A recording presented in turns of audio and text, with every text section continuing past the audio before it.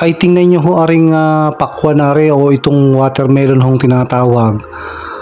Ay nagkalat ho din. Ayan ho, oh, ang laki. Ang pagkakaganda ho ng bunga. Ayan ho, lalaki ng dahon ho. Hanap pa tayo ng iba. Ayun, meron pa si Dini. Ayun, nakatago ho, oh. Ang dami hong pakwan na rin. Ito ang magandang itanim kung meron tayong espasyo sa ating bakuran. Ayan ho, oh. Kita nyo? 3 na. Oh, ari pa. Oh, ayun, medyo maliit nga lang yun. Pero yan ho ay mabilis na lumaki. Itong pakwan ho, oh. Ang ganda palang itanim nito. Oh, ito, ano ito? Pakwan din. Iba ho ang ho guys. Yan, oh.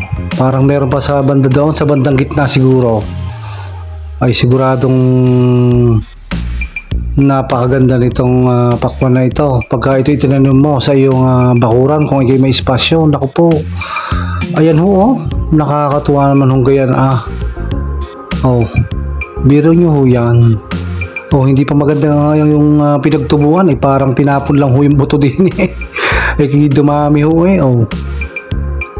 Yan ho. Oh.